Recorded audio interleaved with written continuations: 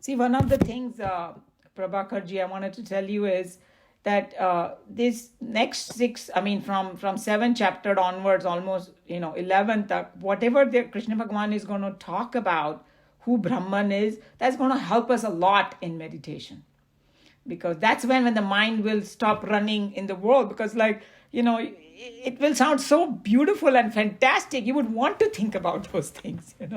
So that's another way that it's going to happen. So I think a lot great things are coming.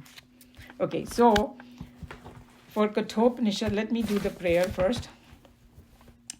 Om Sahana Vavatu Sahanau Bhunaktu Saha Viryam Karavavahai Tejasvinavadhitamastu Ma Vidvishavahaihi.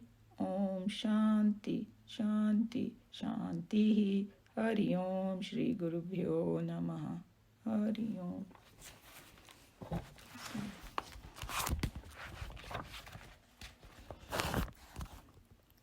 So we finished verse 10 of Valli 3.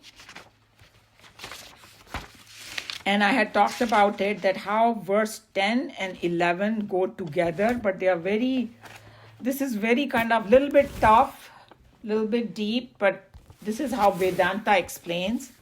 And the whole idea is, okay, now I know that I have to reach that Brahman, but exactly what your question was, Prabhakarji, that the sense organs are there. How do I go take this journey? So it's giving you another way of reaching there. And it's telling you the science. So in what verse 11, verse 10, what we saw was that we have sense organs, which look so powerful. They are so subtle. They can do so many things and, grasp so many things. Our sight and our sound and our taste and our touch.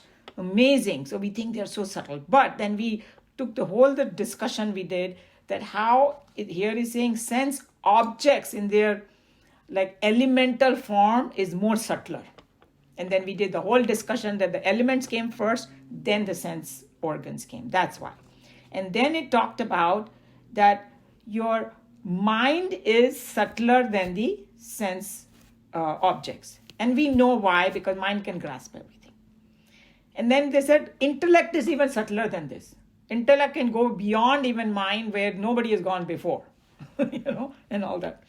And then it talked about, hey, beyond the intellect, there is Mahan Atma, they call it, which is like the totality. Macrocosm versus macrocosm, microcosm versus macrocosm. So it's the totality. And then the best example is you take one drop of water and there is a whole ocean. In essence, they are the same. It's H2O. But a drop of water versus ocean, how much difference is there? If you take a total thing, there's a more power, more this thing. Ocean में सब कुछ समाया हुआ है साथ में. I think that's the most beautiful example of the Jiva and the Mahanatma that they are talking about. Totality.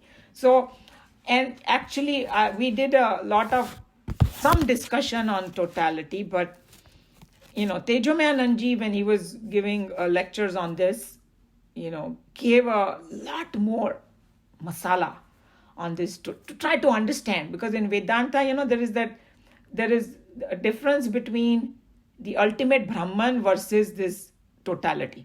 And then I think Sushilji had mentioned, is it Ishwar? Yeah, they call it Ishwar, but let's see what is a little bit science behind it and all that, we will see.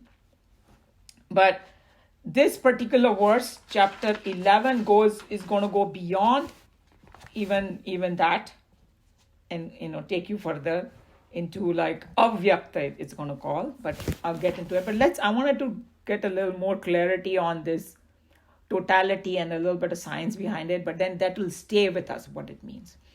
So he's saying that, okay, let's go back to a little basic over here, that what we learned before in Kathoupanishad also.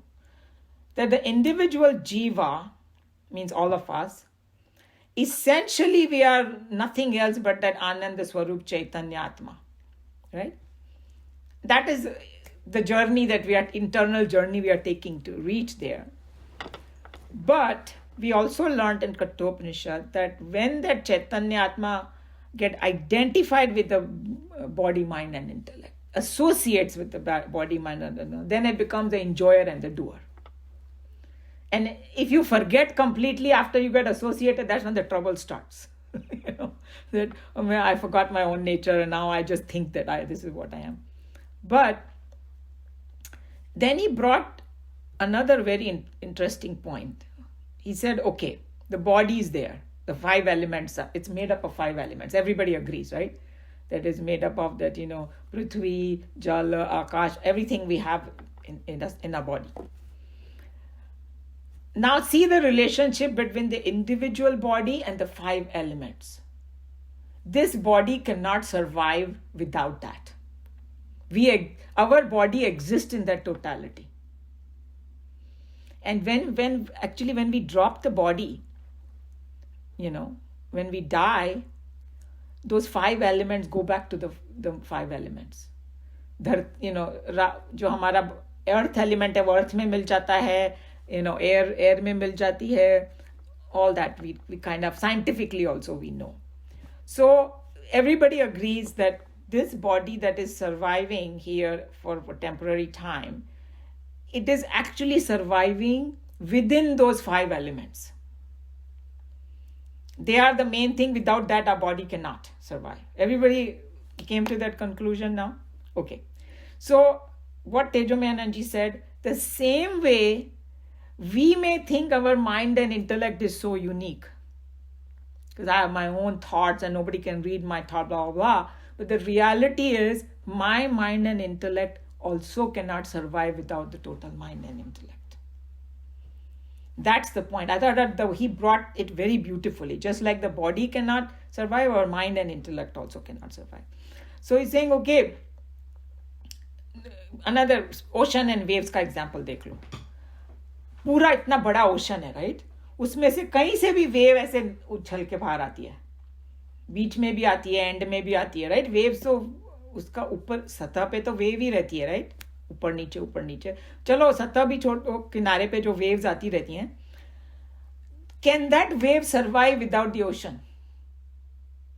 Impossible. So from that angle also we have to think that there is one Shuddha Atma which is expressing through the BMI. So and BMI, all these things are inert, including our mind, because sometimes we kind of get confused. We think that the mind is like not made of matter and it's some consciousness. But in Vedanta, that's not how it works. Mind and intellect are also subtle matter only. And I had brought this point. And once we study the Vedanta, it's the consciousness which makes it alive. Consciousness makes it conscious of, it means kya bolna chahiye? We become conscious of things because of consciousness. So there are 2 different things in there, right? Chaitanya is the one infusing life into it. Our body, mind and intellect, all 3 of them.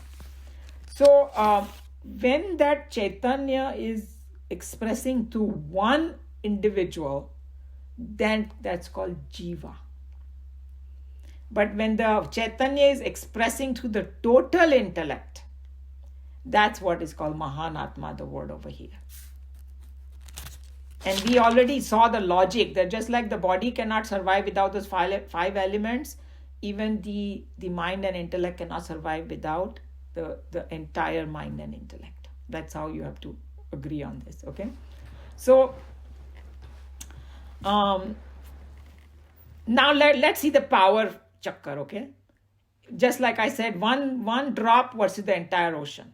So here we are like almost like a drop in that, ocean of, not ocean bolna chahiye, total mind. You can call it ocean of mind also, just for our understanding. So obviously the one is going to be very limited.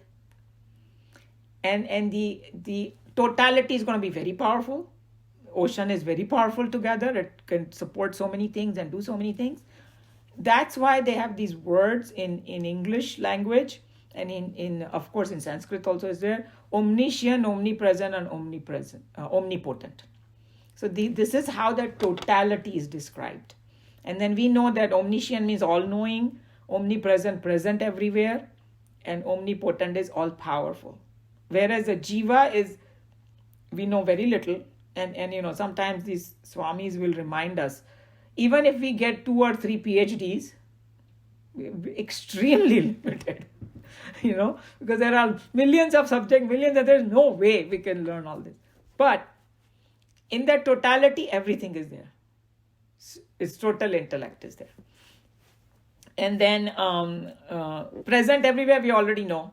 We only occupy a small thing, but totality is the entire cosmos. And then he actually, Tejamananji said, we say these big words, cosmos, ye wo, hum log ko actually malum nahi hai कि क्या है cosmos. He say it is cosmos for us is cosmetic only, means it's false. Because he uses his words very nicely.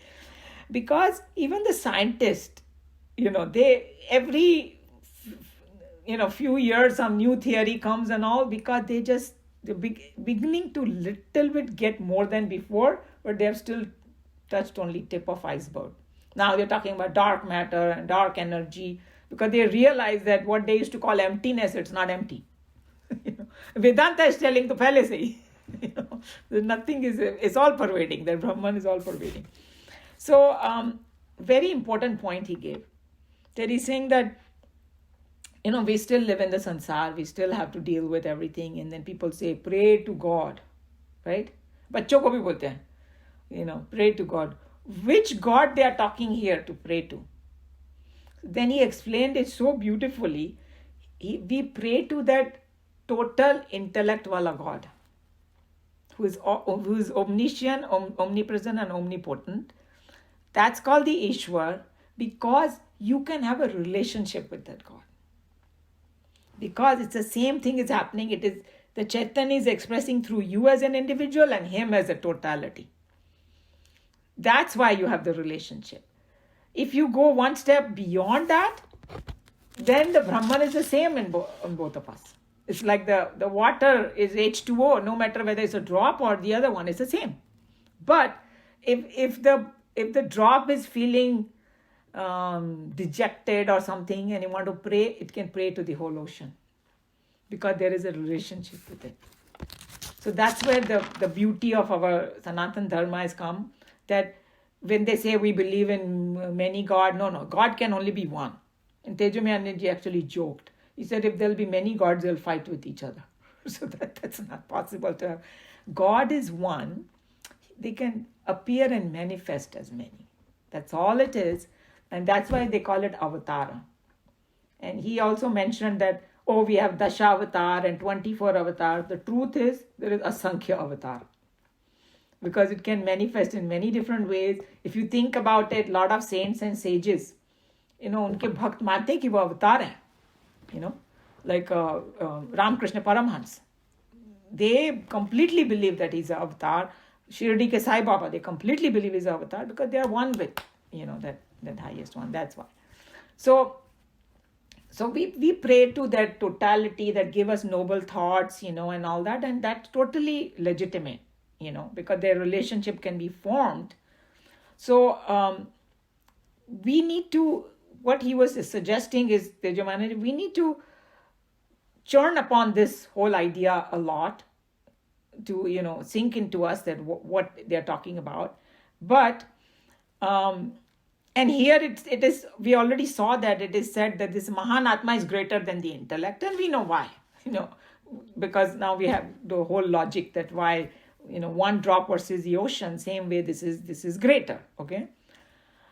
And now the next point is going to come. So that's when this whole thing starts, the verse 11, that is that the final thing?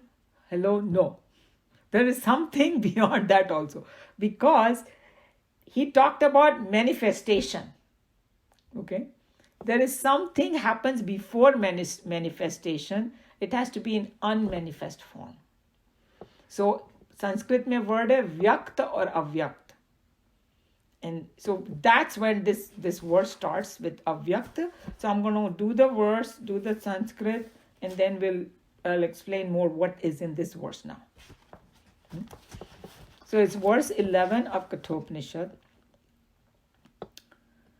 Mahata parama vyaktam avyaktat purusha paraha purushan param kinchit sakashtha sa paragatihi. Mahata is beyond, great self. So we talked about Mahata was that Mahanatma, Mahatattva, they call it also. Param is superior, Avyaktam, the unmanifested. And we are going to see what it is. So there is something which is superior than this Mahanatma, which is called Avyaktam. Avyaktat, then the unmanifest is superior, Para is superior, Purusha. And then it says that beyond even that Avyakta is Purusha. And this is not was three Purush wala Purush. Because here Vedanta mein we have to see what context they're talking about. We will learn what they mean by that Purusha.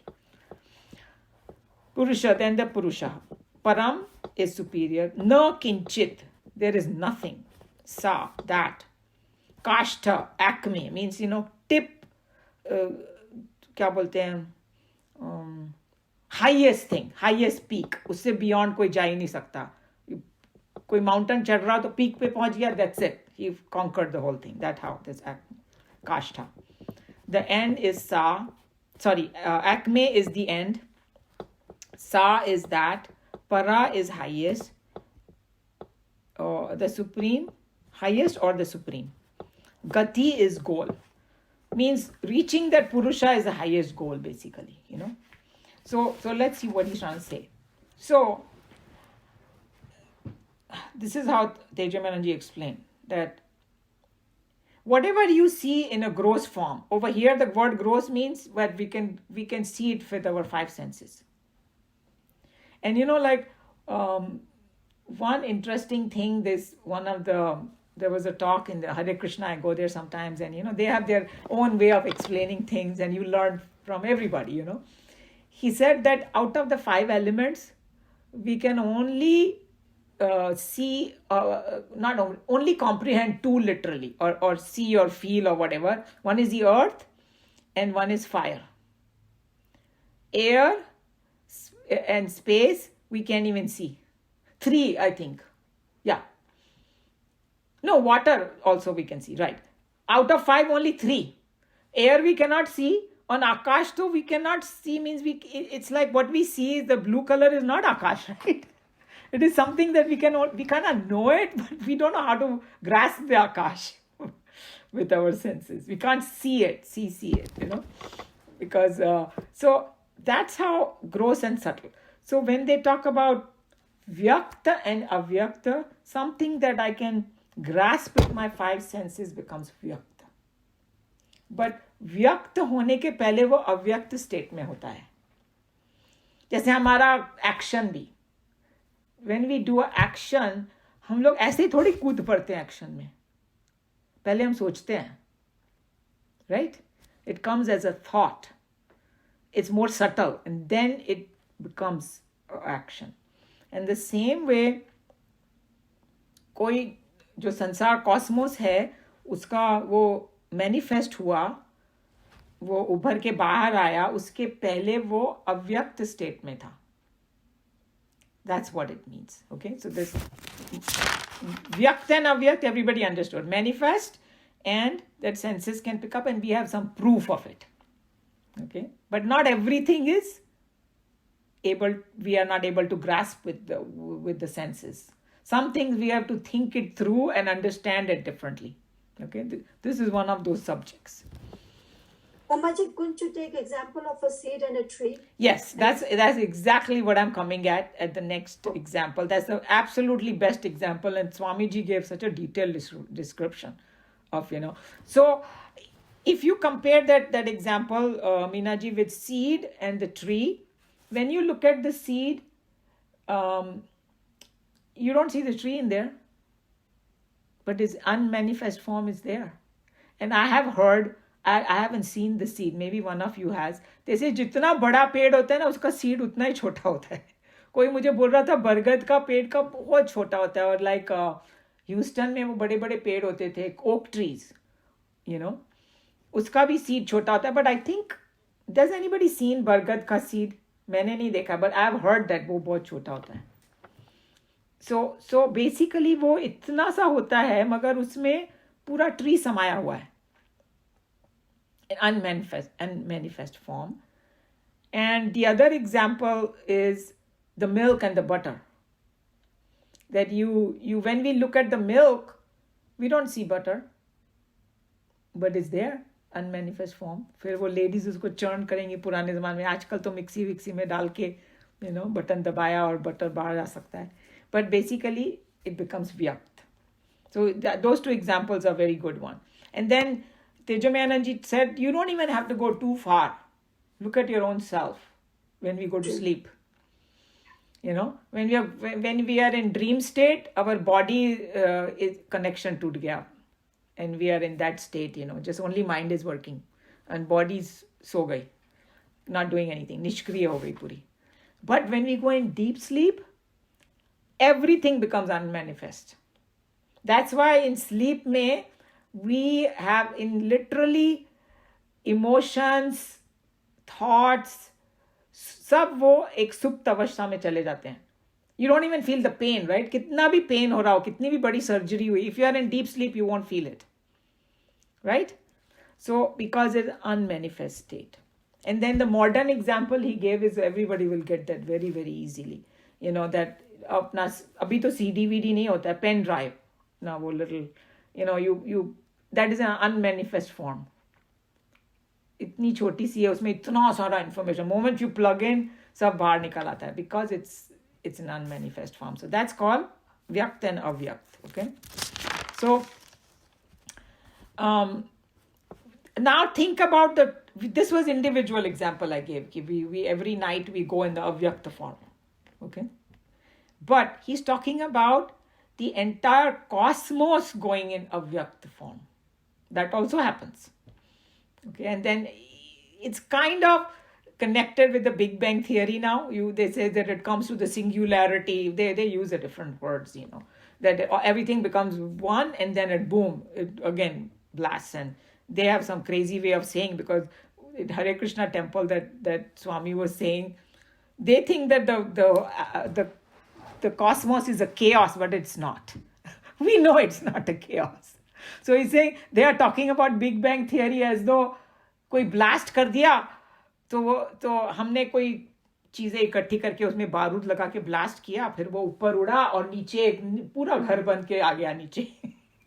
It cannot happen, because there is an intelligence behind it. That's what he was saying. He was trying to bring the attention to there is a total intelligence there which is managing everything, which we believe as a Ishwar, God. Some people who are Nastic, who don't believe in it, but then ask them about this example, that you make a blast and it just suddenly becomes very, very harmonious. This is not possible. Okay, so basically that avyakta form, the Vedanta has given different names to it. Prakriti, nature, Maya. Everybody heard of the Maya, right? They call it Maya as a power of God. It's in that avyakta form. And the causal state means causal state is at the seed state, what Meenaji was talking about. So if you take the seed example, seed is when it is avyakta और उसमें जो अंकुर निकला ना, first Ankur, that is that Mahanatma, or that is that Ishwar. फिर उससे पूरी दुनिया बनी. So that's the example of the seed and this thing. It's a little subtle, but I'm trying my best to clarify this. So what he's saying, that is avyakt the end? No. अव्यक्त के भी पीछे कुछ है, higher कुछ है, means subtler, bigger, more pervasive. उसको नाम दिया है पुरुषा. But what he means by purusha is not that Sri Purush wala Purush. This word, it seems in Sanskrit, means purna, like something that is complete. That's the real meaning of that word purusha here. And if you remember, in this Upanishad, they had used the word Vishnu also, but it had a different meaning there. It had a meaning of all pervading, not the Chaturbhujdhari. not the Mahanatma Vishnu. He was talking about the subtle. Sometimes they use these words and we have to understand which context, and it is the saints and sages who tell us that what context it is. Okay, he's saying the Purusha is beyond that Avyakt also. और जैसे जो भक्त लोग होते हैं ना, वो लोग बोलते हैं भगवान मायापति है कि नहीं, बोलते हैं कि नहीं, माया के भी पति means it's like a lord of the Maya also. So same meaning is same, that there is something beyond Maya which is Purusha. And then Tejomayananji reminded us that earlier when Nachiketa had asked the question about, hey, what is there, the final thing, and then he had said ki the final thing is, it's like infinite, it's not limited by time and space. Do you remember that verses? And it is not in the realm of cause and effect. It is beyond cause and effect. And it said it's beyond a dharma also. All those things have come and it's beyond the 3 periods of time. All those things, that's what he's talking about. That Purusha is indicating to that which is beyond Avyakta. So basically everything exists in that Paramatma only, but he remains untouched. Or that Paramatma remains untouched. That's why we have to practice the non-attachment. Now that connection is coming, because we are trying to reach that state through this journey, by knowing these facts that, iske piche kya hai, iske piche kya hai, iske piche kya hai. So final hai na, that is untouched. And then some question might come, hey, what is beyond that Purusha? So to stop that right there, he said there is nothing beyond it. There is only Purusha only. Because he's saying that some बच्चे लोग कभी कभी पूछते हैं, if God created this world, who created God? Ask that. No. You can. This is like we have gone through this. That there is no. It is self swayambhu bolo. Whichever way you want to stop your mind and say there is nothing beyond it. But best way to think is because that's the only thing there. Whatever we see in the sansar is actually Bhagavan only. It is just it appears to us because of our delusion as something else. That's all it is. And that is called Parama Gati, means supreme state of being. That is our goal. And the most important thing that Tejomayananji said, that this higher and going beyond and all, hey, we are not going anywhere outside. That Purusha is in your own heart. See, because the moment we start thinking like that, we start going outwards. He said, no, he brought us back. Hey, hello, he's talking about yourself only, okay? So he's saying, he gave a very good lecture, because he said, suppose this is too much for us to understand right now. He's saying it's perfectly okay because you got a great remedy. Pray to the Mahanatma. That give me that buddhi, because you can pray. He's saying that avyakt ke piche jo Purusha hai na, you can't even pray to him because there's no connection. He is like unattached. उसके लिए धर्म वो सब कुछ नहीं है, मगर महान आत्मा तुम्हारी बात सुनेगा, because relationship है, So he's saying that you pray to that hey, I want to realize the truth. So I thought that he gave such a fantastic remedy, that, and that's why I think the Saguna Brahma is so important in our Sanatan Dharma, because we are not there yet. So we have some remedy, some things are there that we can hang on to so that we reach that place. So that's what this verse is about. I hope I didn't confuse you more, because this was difficult. I tried my best, but anybody has any comment, question, I want to add anything?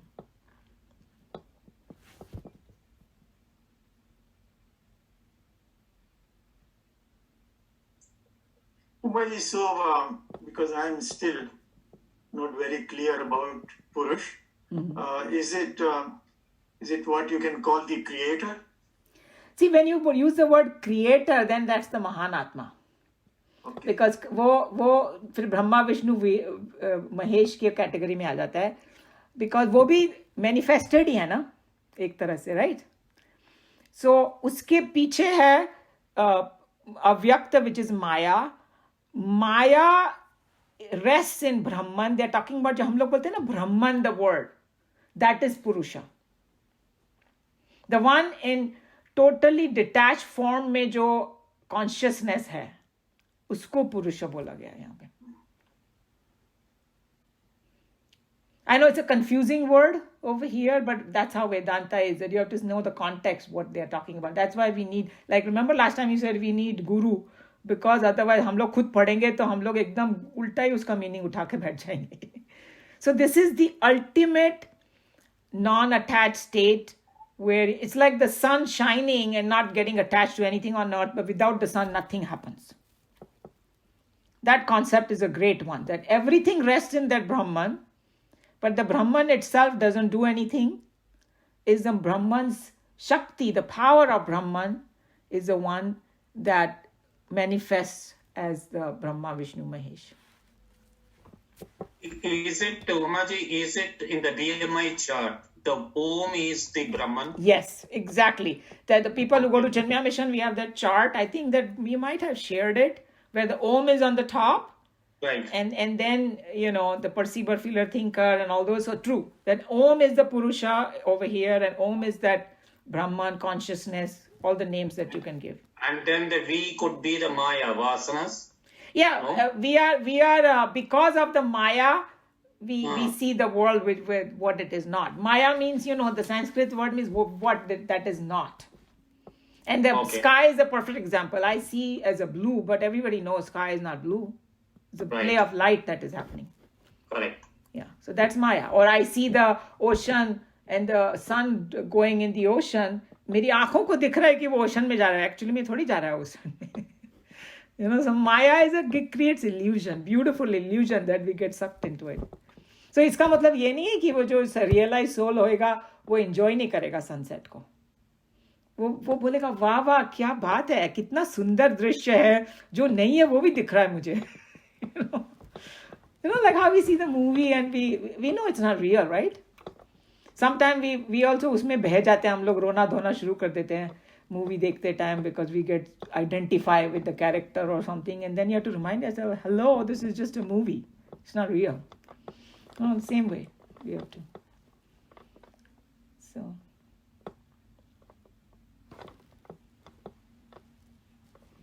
but this you know, there are several different books. Maybe someday we will do the self unfoldment, because उसमें काफी clear ढंग से बताया गया है, you know, कि what is Brahman, Ishwar, Maya, and all those things. But I think our class got some idea, right?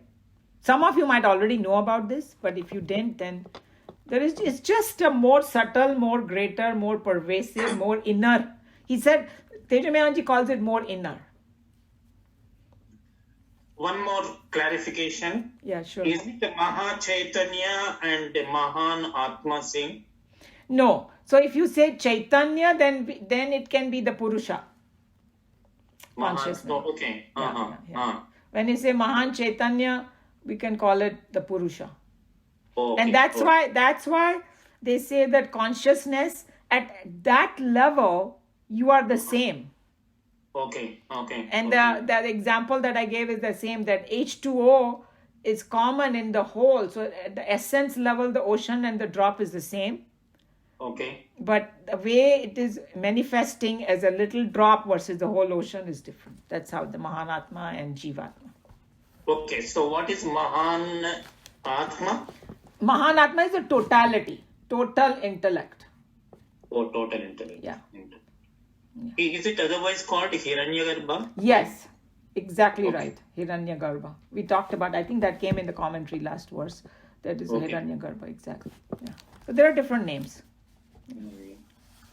So we can read the description here commentary by Swamiji. I think Sushil ji can read now, right? You have this? Yeah. Okay. Beyond the great, Mahat is the unmanifested, Avyaktam, beyond the Avyaktam Prakriti is the Purusha.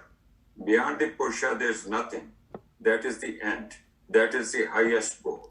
So just to remind you, this Prakriti and Purusha word go together, because that's going to come in the later on chapter, also, I think chapter 13. And this Shiva Shakti also is the same thing. The total intellect described in the previous mantra constitutes, as we know, the Hiranyagarbha, which is the state of the world as it first emerges out of the very seed condition as a sprout. We all know that in a fig seed, we have, in fact, in an unmanifest condition, the entire tree itself. Under favorable conditions, through the minute holes in the skin of the seed, water is absorbed and the food contents of the seed blot out and tear the testa and the tegmen, which are the coatings of the seed. The radicle and the plumule, fattening themselves upon the ready food stored away in the cotyledons, slowly shoot out through the aperture made in the skin of the seed. At this stage, the seed is said to be sprouted. I think Swamiji must have studied botany to the definitely, or his memory, whatever. This is like this is a whole botany course here. I didn't know any of that. I only know हाँ निकल आता है, but उन्होंने पूरा बताया कैसे निकलता है. I think he's just telling you that so many steps happen before it comes out. That's what it is amazing, So that's what happened from the avyakt to the vyakt. It's not a very easy process, but it looks so easy. Similarly, the supreme truth, the all-pervading pure existence, eternally remains in its unsullified state of perfection. Due to the play of Maya, pure consciousness starts projecting itself through various layers of grossness to end ultimately in its manifestation as the Jagat.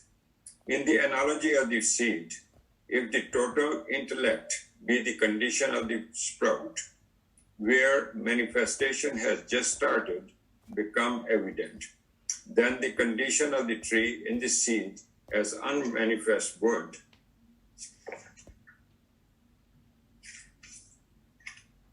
would correspond with the state of avyakta, stated in the mantra. The avyakta state is the state of unmanifest jagat, something like the condition of each of us in our mother's womb. It may be noted here, the avyaktam, pradhana, mula prakriti, avyaktri, avyakrati, and maya are synonymous terms. So it's just telling you that they are used different term, and some of the I had not even heard of pradhan, but I guess in different texts maybe they use it, but that's what they're talking about. Avyaktam, Beyond avyaktam is the Purusha.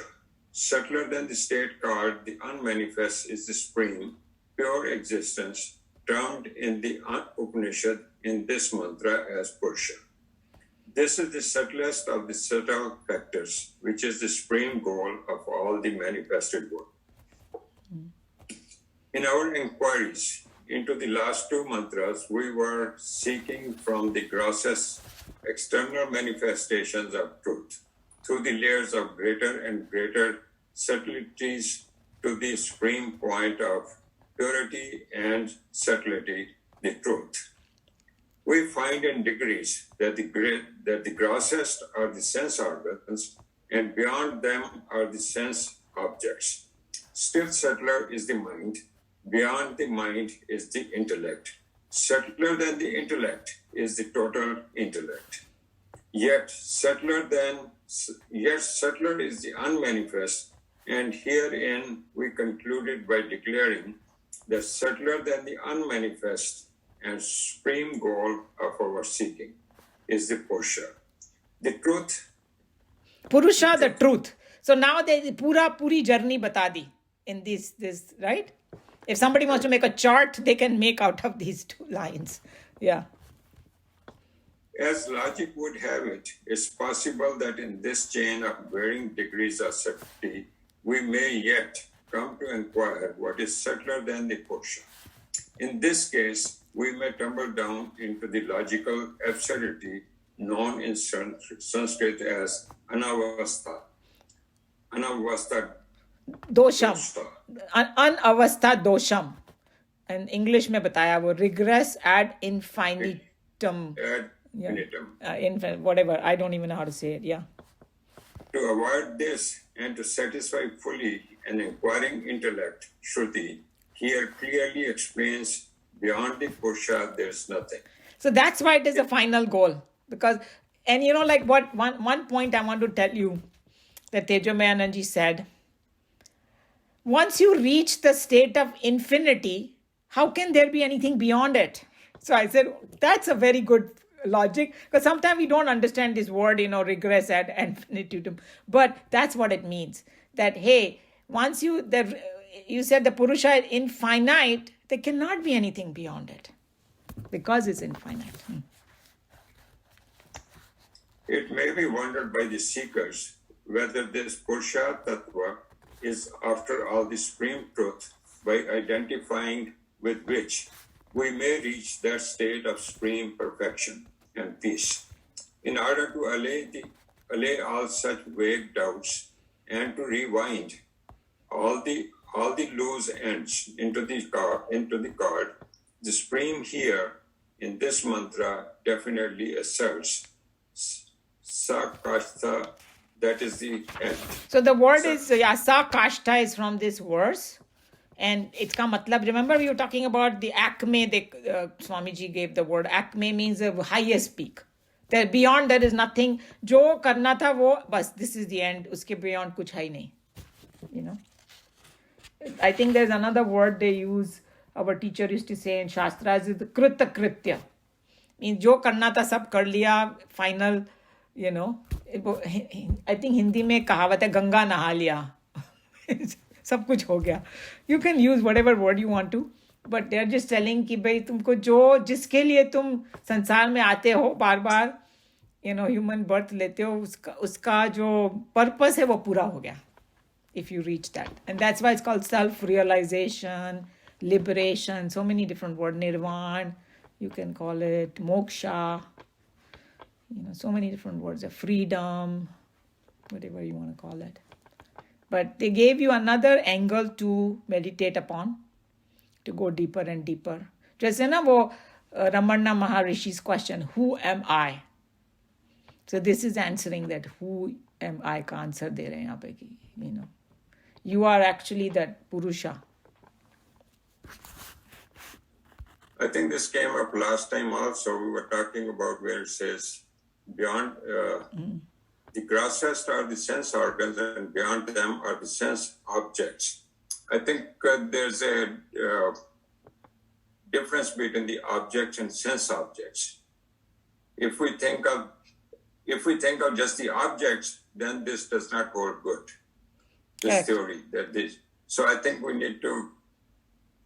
That's why I understood that sense objects are not just total gross objects. It's the thought about them. It could be the image about them. So that way they can. Then the sense organs are less than the sense objects.